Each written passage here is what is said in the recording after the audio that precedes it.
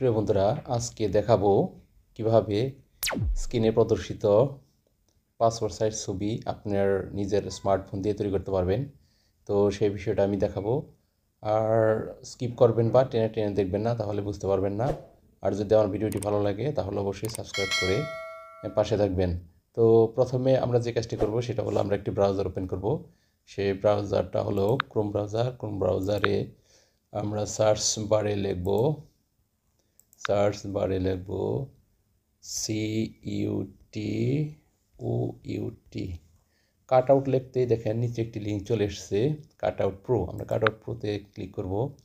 Cut out প্রোতে click করে আমরা নিচের দিকে একটু যদি স্ক্রল করলে দেখবেন passport photo maker create. Passport photo maker নিচের লিঙ্কটিতে আমরা ক্লিক করব।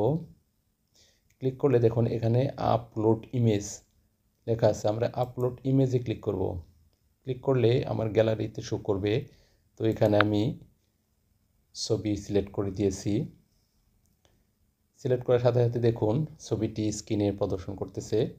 তো এরকম একটা ছবি, ছবির সাইজটা একটু ভিন্ন রকম ছিল, কিন্তু এখানে ওপেন হওয়ার সাথে সাথে পাসপোর্ট সাইজের আকার ধরেছে। তাই আমরা যদি এখানে ব্যাকগ্রাউন্ড চেঞ্জ করতে চাই তাহলে এখানে দেখুন এই কালার বক্সে এখানে ক্লিক করব। কালার বক্সে ক্লিক করার সাথে সাথে আপনি যে কালার দিবেন ব্যাকগ্রাউন্ডে সেটা এটা নিবে।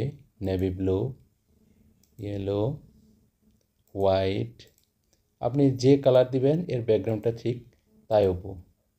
তো প্রিয় বন্ধুরা, এভাবে আপনি যে কোনো ছবিকেই আপনার পাসপোর্ট সাইজের ছবি রূপান্তর করতে পারবেন। তো আমরা এখানে ডানে ক্লিক করব। ডানে ক্লিক করে আমরা স্ক্রল করে গিয়ে আমরা ডাউনলোড এইচডি, আমি ডাউনলোড এইচডি এখানে ক্লিক করব। ডাউনলোড এইচডিতে ক্লিক করে এখানে দেখুন আপনার জিমেইল লগ ইন করতে বলতেছে। আমি কন্টিনিউ উইথ গুগল এটাতে ক্লিক করে আমি লগ ইন করবো। এখানে দেখুন আমার জিমেলগুলো শো করতেছে। আমি যে কোনো একটি জিমেল এখানে লগ ইন করে দেব। এন্টার পাসওয়ার্ড,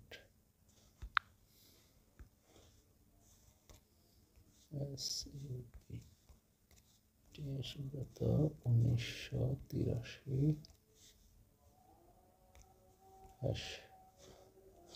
আমি এখানে পাসওয়ার্ড দিয়ে দিয়েছি। এখন আমি এখানে নেক্সটে ক্লিক করব। Save password. আমি এখন এই জিমেল দিয়ে কন্টিনিউতে ক্লিক করব। কন্টিনিউতে ক্লিক করার সাথে সাথে এখানে দেখুন আমার পূর্বের পেজে নিয়ে আসছে। আমি এখন ডাউনলোড এইচডিতে ক্লিক করব। ডাউনলোড এইচডিতে ক্লিক করার সাথে সাথে দেখুন এখানে ডাউনলোড হয়ে গেছে। আমি এখন এখানে ওপেনে ক্লিক করব। ওপেনে ক্লিক করে দেখুন বন্ধুরা, এখানে আমি একটি সাদা ব্যাকগ্রাউন্ডের ভিন্ন মাপের ছবি নিয়েছিলাম। সেই ছবিটি পিছনে আকাশি কালারের ব্যাকগ্রাউন্ড হয়ে গেছে। যে কোনো কালারের ব্যাকগ্রাউন্ডই করা যাবে। তাই প্রিয় বন্ধুরা, যদি আমার ভিডিওটি ভালো লাগে